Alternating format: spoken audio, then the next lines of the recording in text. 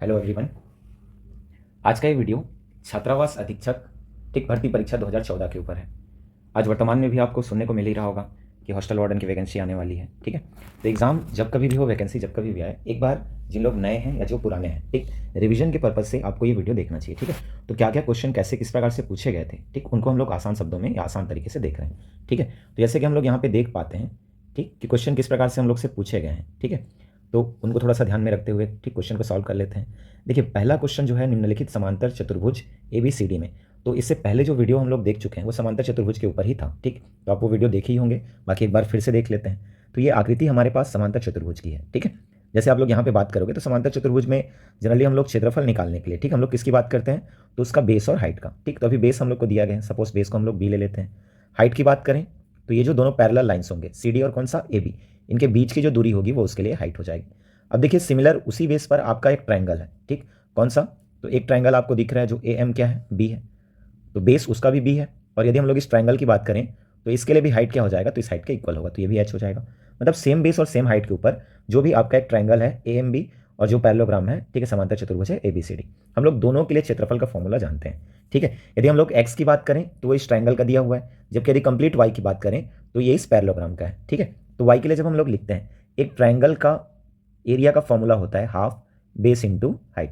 Indirectly समझें तो x की value half b into H के इक्वल होगी, जबकि हम लोग यदि पैरेललोग्राम की बात करें तो हम लोग जानते हैं कि इसका एरिया बेस इंटू हाइट होता है। ठीक है, जो कि किसके इक्वल है, y के इक्वल है। अब हम लोग को ये देखना है कि उसमें रिलेशन किस प्रकार से दिए गए हैं। ठीक है, या किस प्रकार से हम लोग रिलेशन बता सकते हैं। तो x/y है, देखिए सब में लिखा हुआ है x/y x/y। तो जब हम लोग इनकी बात करते हैं तो दोनों से यदि हम लोग x/y निकालते हैं तो इनके वैल्यूज़ भी हम लोग पुट कर सकते हैं। देखिए, इसमें हो जाएगा हाफ BH, ठीक, x की वैल्यू, रेशियो y की वैल्यू BH, दोनों में BH कॉमन है, कैंसिल हो जाएगा, तो x/y इक्वल्स टू 1/2। ठीक है, तो बहुत ही आसान सा क्वेश्चन था, आप यहाँ से आंसर कर सकते हैं। ठीक है, x/y।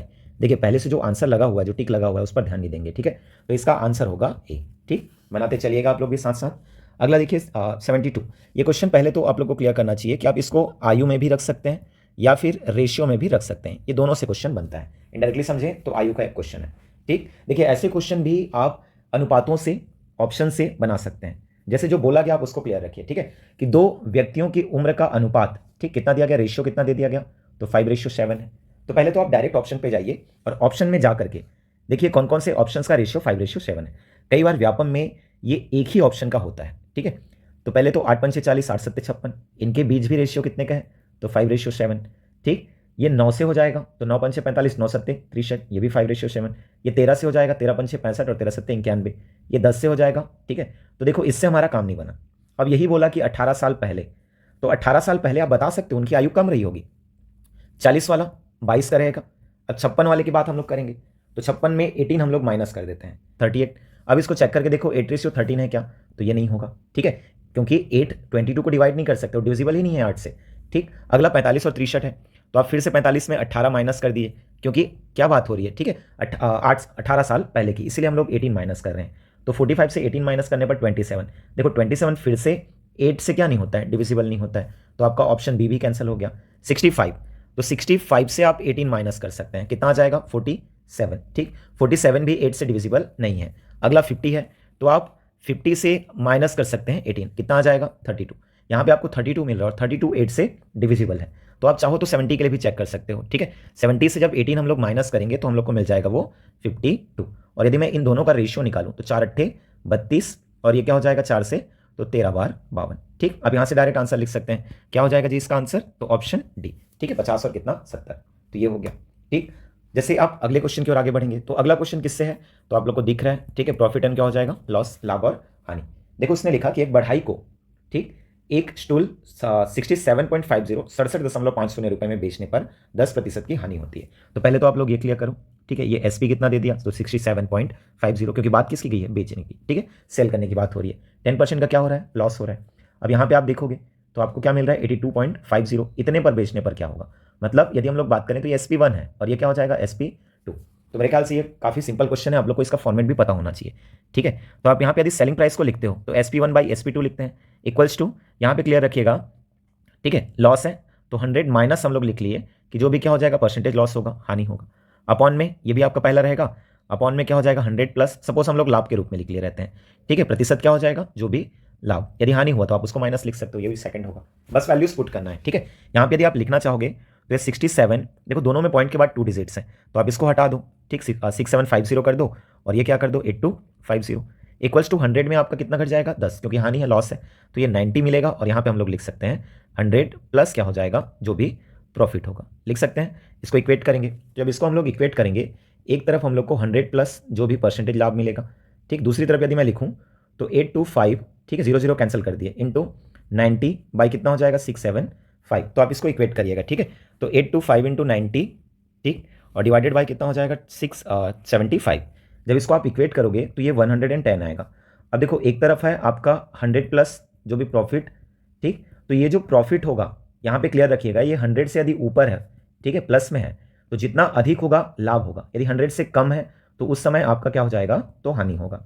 तो अभी आपका आंसर कितना हो जाएगा 10%, याद रखिएगा प्रॉफिट रहेगा ना, क्लियर रखिएगा, यहाँ पे लाभ या हानि लिखा है तो यहाँ पे हमारा आंसर किस में आ रहा है लाभ में। तो ये जो फॉर्मूला है ये, ठीक है, व्यापम के पॉइंट ऑफ व्यू से बहुत ही इंपॉर्टेंट है, इससे क्वेश्चन बनते हैं, ठीक। तो एक बार आप फिर से इस फॉर्मूले को या फिर इससे रिलेटेड जो भी क्वेश्चन है आप लोग सॉल्व करके देखिएगा, ठीक। अगले क्वेश्चन की ओर आगे बढ़ते हैं। देखिए एक कार की पहिया जिसकी त्रिज्या 1 फुट है, यहाँ पे हम लोग को एक कार की पहिए की बात कर रहे हैं, ठीक। तो पहले तो आप लोग को क्लियर होना चाहिए कि कार की पहिया जो होती है उसकी आकृति वृत्ताकार होती है, ठीक है, आपको बोल दिया इसकी त्रिज्या कितनी है 2 फीट। अब आपको ये भी क्लियर होना चाहिए कि एक चक्कर में, ठीक है, वो कितनी दूरी तय करता है, तो कितनी दूरी तय करता है 2 पाई आर, आर की वैल्यू 1 है तो हम लोग लिख सकते हैं 2 पाई। लेकिन जब बात आएगी 7 चक्कर की, लिखा हुआ है क्वेश्चन में देखिए 7 चक्कर में, तो 7 चक्कर की बात आएगी तो उस समय हम लोग लिख सकते हैं 7 चक्कर क्या इंटू 7 की वैल्यू 22/7, तो आप रख दो वहाँ पे, इंटू 7 हो गया, ये कैंसिल हो गया, आपको क्या मिल गया तो 44 फीट, ठीक। तो आंसर आप लिख सकते हैं कितना 44 फीट, ठीक है। ये भी क्वेश्चन काफ़ी आसान है, ठीक, इसको आप लोग या तो वृत्त के अंतर्गत पढ़ते हैं या फिर जैसे आप लोग चाल समय और दूरी के अंतर्गत पढ़ते हैं। जैसे रही बात अगले क्वेश्चन की 75 है, यदि किसी घन का प्रत्येक भुजा में 50% की वृद्धि हो तो उसके सतह के क्षेत्रफल, देखो क्या पूछा सतह का क्षेत्रफल, और क्षेत्रफल को हम लोग जानते हैं 6a² आप लेते हो, ठीक, ये संपूर्ण पृष्ठ का होता है। यदि एक पृष्ठ की बात करें तो a², इनडायरेक्टली हम लोग समझें तो भुजा का यूज 2 बार हो रहा है, तो जब इसके लिए आप यूज करोगे तो आप जानते हो क्षेत्रफल में प्रतिशत वृद्धि बराबर जो आप एक फॉर्मूला पढ़ते हो x + y + xy/100, तो क्या हो जाएगा 50 + 50 + 50 × 50 क्या लिख सकते हैं तो 2500 बाई क्या हो जाएगा 100, 2 2 0 कैंसिल, ये आपको मिल जाएगा 125%, ठीक है। तो ये भी आंसर सही है, क्या लिख सकते हैं आप, ठीक, 125%, ठीक। देखिए अगला क्वेश्चन है, तो अगला क्वेश्चन फिर से अनुपात से रिलेटेड, ठीक। तो क्वेश्चन में क्या बोला, किसी पार्टी में, ठीक, लड़कों और लड़कियों का अनुपात क्रमशः कितना है 5:3 है, मतलब टोटल यदि मैं रेशियो आपको बोलूं तो टोटल रेशियो कितना है 8 है, तो इसका मतलब यह है कि जो भी संख्या रही होगी पार्टी में वो 8 से डिविजिबल होगी। देखो 32 भी डिविजिबल है, 40 भी डिविजिबल है, 48 भी डिविजिबल है और 64 भी डिविजिबल है, सब 8 से विभाजित होते हैं। अब देखो बोल दिया गया कि यदि पार्टी से 10 लड़के चले जाते हैं, जैसे मान लो मैं वहां पे ऑप्शन 32 ले रहा हूं, तो 32 को आप क्या लिख सकते हैं 8 भाग में जब बांटेंगे तो एक भाग कितने का होगा, तो एक भाग आप 4 का लिख सकते हो, ठीक है। जितना जल्दी कैलकुलेट करोगे उतना जल्दी आंसर, तो 4 पंचे क्या होगा 20 और 4 तिया क्या होगा 12, ठीक है। 20 लड़के 12 लड़कियां, यदि 20 में से 10 लड़के चले जाएं बचेंगे कितने 10, और यहां से इनका अनुपात 1:1 नहीं रहेगा, 1:1 का मतलब होता है समान, ठीक, पहला ऑप्शन कैंसिल।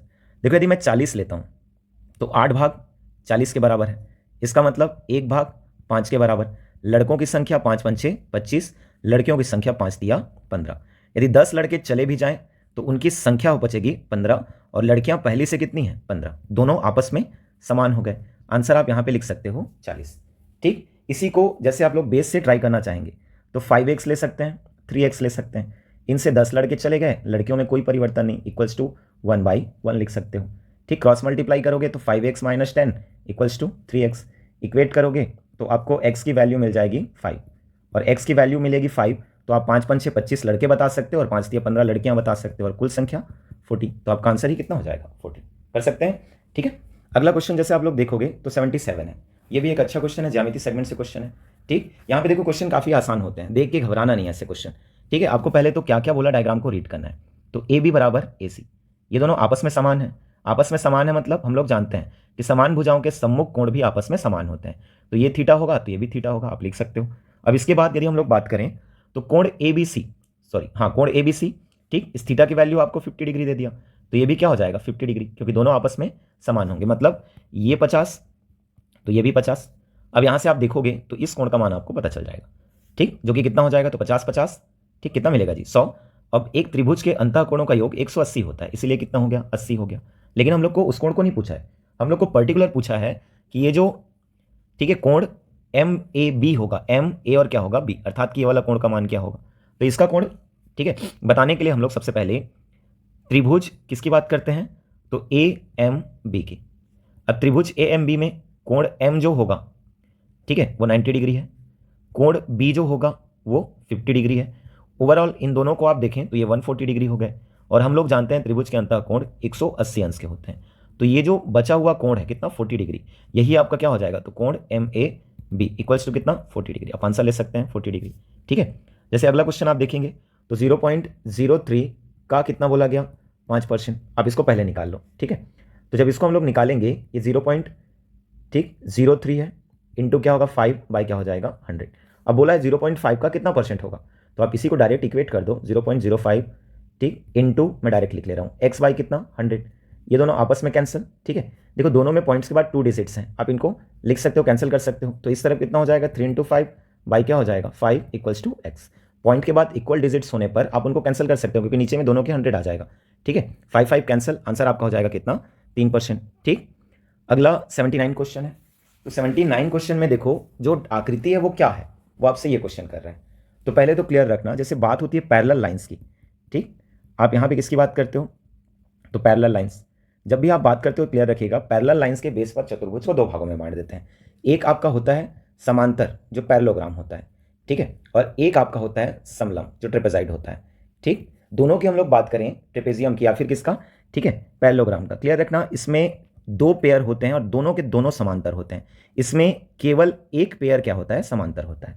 इस समांतर चतुर्भुज को आगे चल करके आप आयत, ठीक है, वर्ग और, ठीक, यहां पे आप बात करते हो सम चतुर्भुज के बारे में, मतलब रेक्टेंगल होगा, स्क्वायर होगा और रोम्बस होगा।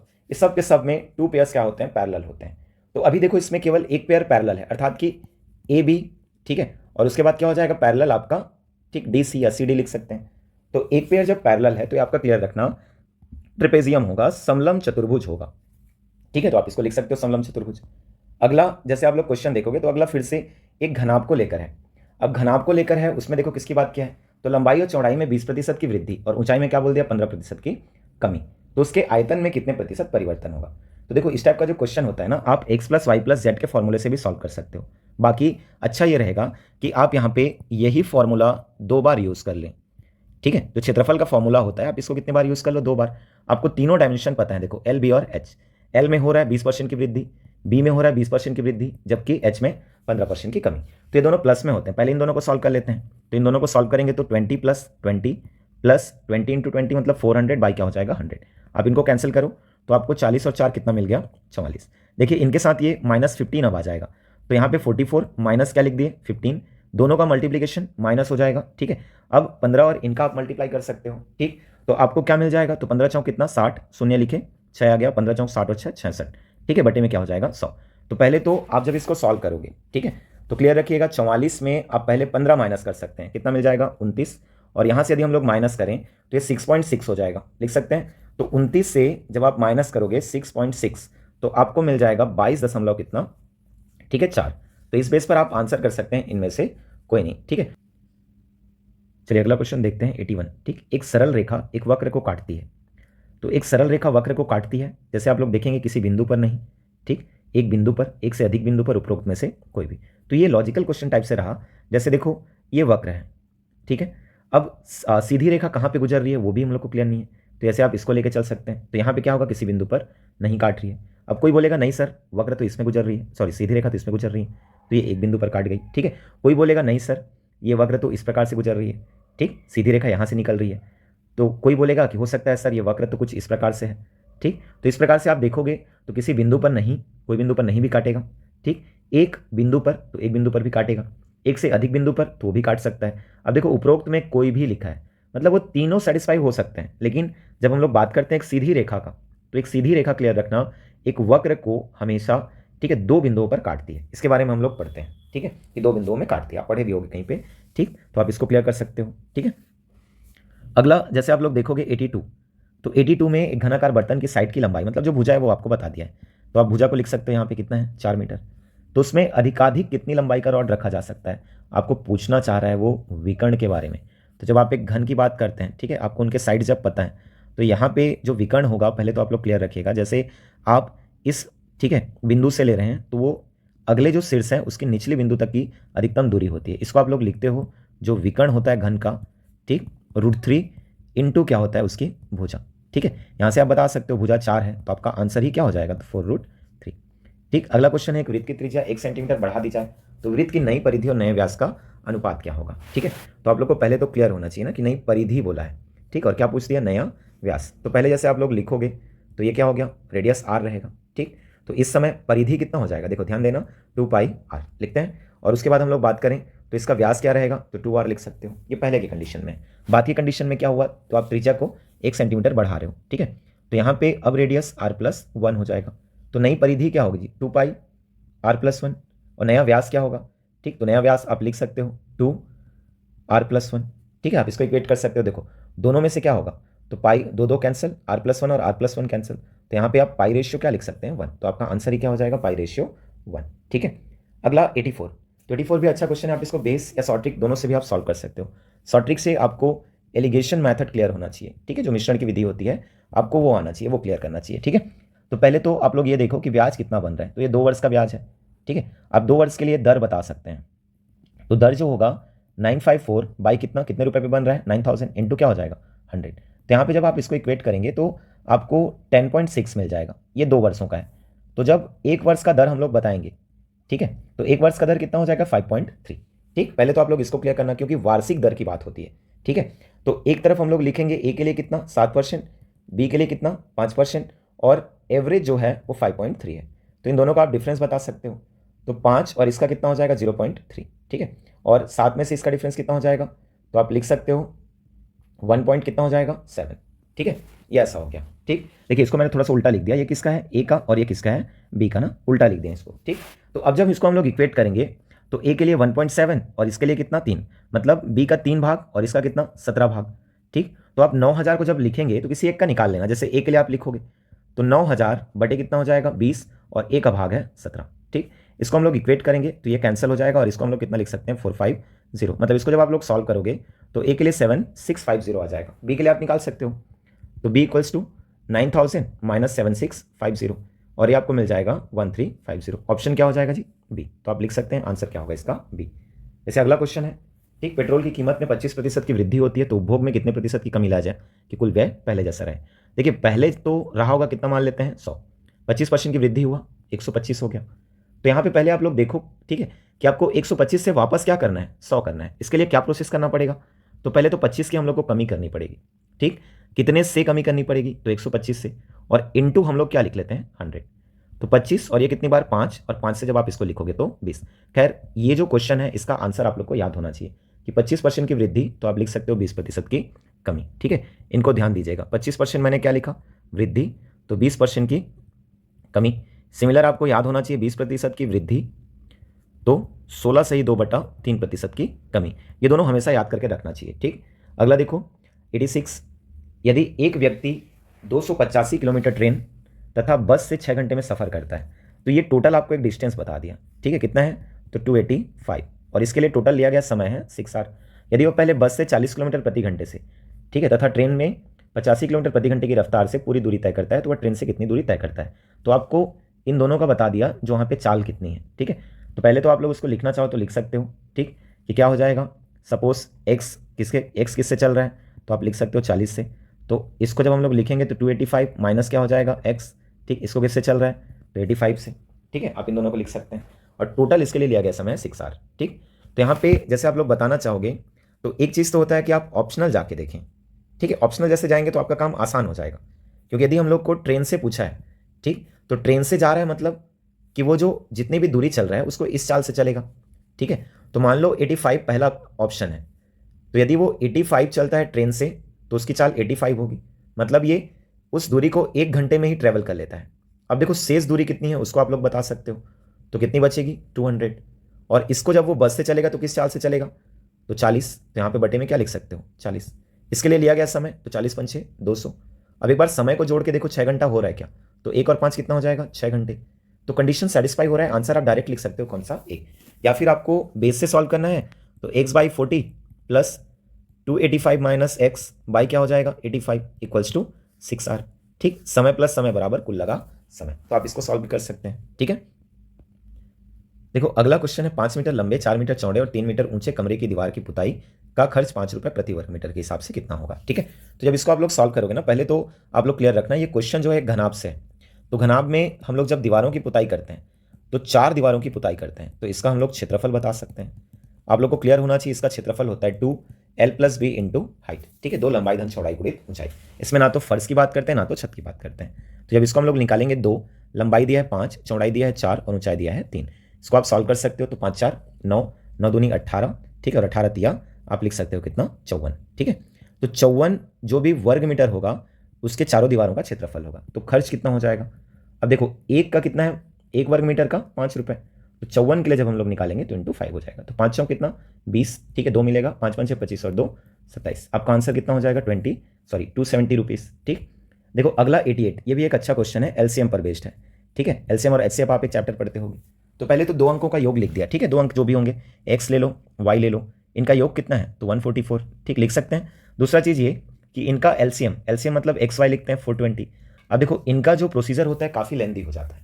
तो आप लोग एक चीज़ हमेशा क्लियर रखना, जब इनके एचसीएफ की बात आएगी, हम लोग एचसीएफ कैसे निकालेंगे, महत्तम समापवर्तक कैसे निकालेंगे, तो इन दोनों को जो संख्या विभाजित कर रही होगी। ठीक है, किसको किसको, 144 और 420 को। तो पहले तो 2 कर रहे हैं, लिख सकते हो 72 और ये 210, फिर से 2 कर रहे हैं 36 और ये 105, अब 3 कर रहे हैं तो यहाँ पे लिख सकते हो 12 और ये हो जाएगा 35। अब आगे और कुछ नहीं होगा।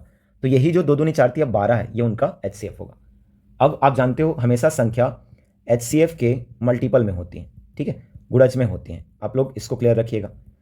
तो जब संख्या एचसीएफ के गुणज में होती है तो उस समय हम लोग बोल सकते हैं कि पहली संख्या सपोज 12a होगा तो दूसरी संख्या 12b होगा, और इन दोनों का योग 144 है।